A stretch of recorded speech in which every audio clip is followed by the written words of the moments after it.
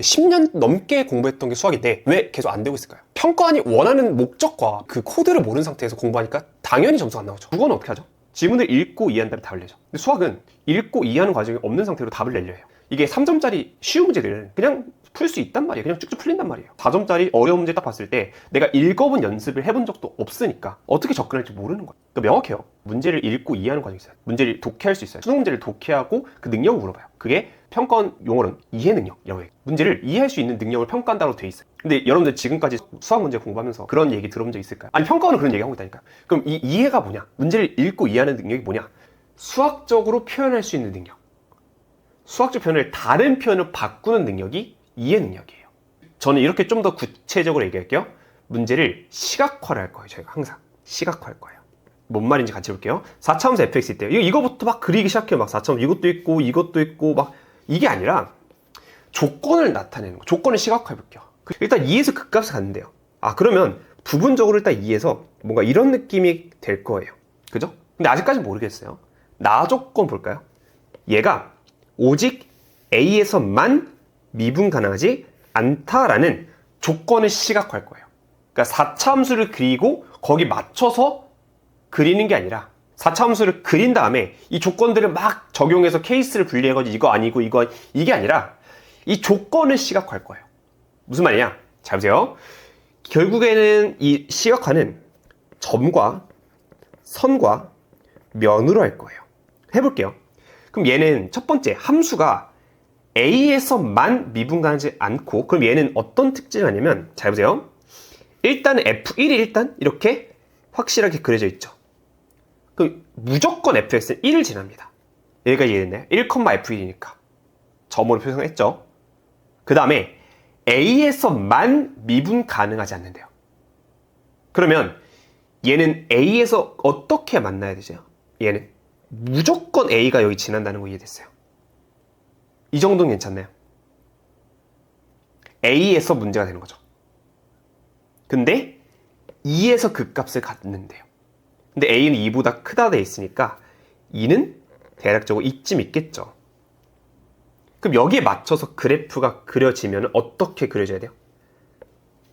당연히 1에서는 접해야 되고 여기선 지나야겠죠. 그래프 어떻게 그려져? 얘는 이렇게 그려질 수밖에 없겠다가 돼야 되는 거예요. 그러니까 문제를 읽고 상황을 나타낸 다음에 답을 내는 거거든요. 1번 문제 어려운 문제 아니에요.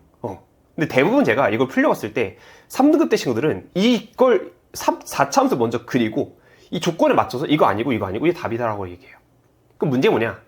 여러분들 최근 문제들을 못 풀 거예요. 똑같이 최근도 3차함수 4차함수 나오거든요. 근데 그거 못 풀 거예요. 3차함수 이거밖에 없어요. 비유하기 진짜 잘 알아요. 막 2대1, 1대 루트 3 무슨 공식들 너무 잘 알아요. 근데 문제는 뭐예요? 이 문제가 뭔 말인지 모르니까 정답이 계속 안 나오는 거죠. 자, 2번 문제도 볼게요. 자, 2번 문제 같은 경우는 지금은 문제가 어렵지 않습니다만 결국에는 우리가 이거를 그래프를 그릴 때 상황을 먼저 나타내야 된다는 거예요. 그럼 해보면 fn이 0이래요. 그럼 어떻게 하면 돼요? n 넣었을 때 0이 된다 쓸 수 있겠고, 두 번째 이걸 나타낸다면 그럼 결국에는 x 더하기 n 곱하기 fx 있는데 이렇게 되는데, 그럼 얘가 양수면 양수가 되겠고 음수면 음수 되겠죠. 그럼 얘는 마이너스 n을 기준으로, 그죠? 마이너스 n을 기준으로 양수일 때는 어디예요? 이쪽이죠. 양수일 때 이쪽이죠. 음수일 때 이쪽이죠. 그죠? 그러면 양수일 때 fx가 양수니까 이렇게 색칠하게 되겠죠. 양수니까 fx가. 그 다음에 음수니까 이렇게가 되겠죠. 상황이 이렇게 먼저 표현이 돼야 돼요. 그럼 그래프가 어떻게 그려져요? 당연히 이렇게 그려진다는 걸 알 수 있겠죠. 괜찮아요? 그러니까 순서가 있고 그걸 맞춰서 우리가 그래프를 그려놔야 되고, 나머지 이제 여러분들 잘 아는 비유관계 이용해서 AN 구하면 답 구할 수 있겠죠. 이해됐어요? 좀 더 가볼게요. 그럼 올해 3번 문제 같이 볼게요. 근데 이것도 같이 볼게요. 자, 3차함수 fx 있대. 이것부터 그릴까요? 그러니까 아니라는 거죠, 이제. 몰라요, 일단. 모르고 지금 상수 a, b에 대해서 이렇게 돼 있어요, 지금. 와, 이것도 그릴까요?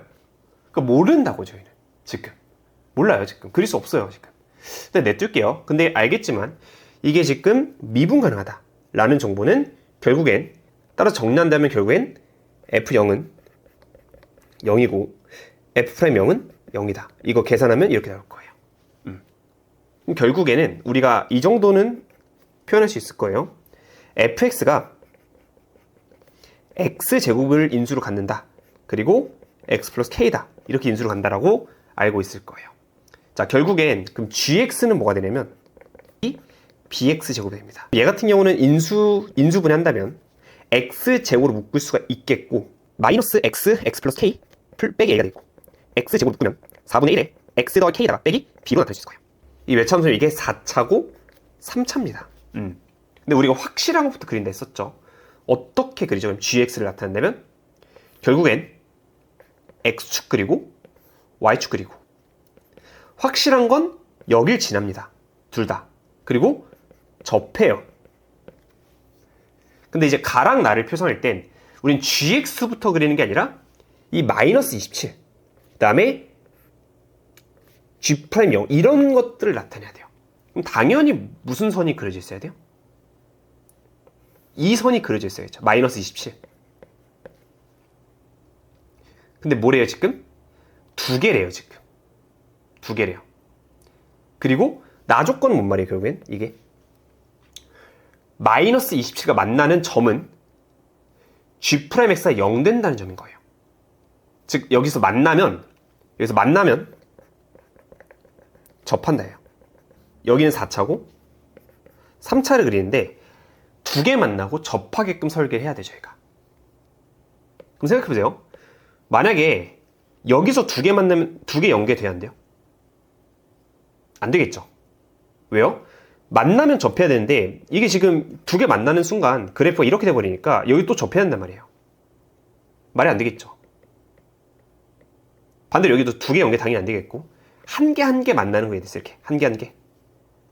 그러면 이 점이 이렇게 찍히겠고 최고점에 양수인 3차함수 그리면 얘는 이렇게 그려지겠죠. 이렇게 그려지겠죠. 그래서 확실한 건 그래프가 완성이 이렇게 된다는 거죠. 왼쪽은 어떻게 되죠? 4차죠. 4차인데 여기서 만날 때 무조건 접해야 돼요. 여기도 접하고 여기도 접해요. 최고점에서 음수예요 이번에. 그럼 그래프 어떻게 되죠? 이런 느낌으로 그려진다는 거죠. 그리고 나서 이제 뭐 하는 거예요? 이제 뭐 비율관계라든지 여러분들이 뭐 흔히 배웠던 공식들이 나오고 만약에 그 공식이 모르더라도 계산하면 끝났던 문제예요. 이 공식을 안다 해서 이 그래프를 추론하는 건 다른 얘기거든요. 그래서 나머지는 계산입니다 이제. 그래서 일단 여러분들이 이런 순서들을 기억하고 문제가 어떻게 표상되는지를 이해를 할 수 있어야 돼요. 평가원이 원하는 건 그리고 단순해요.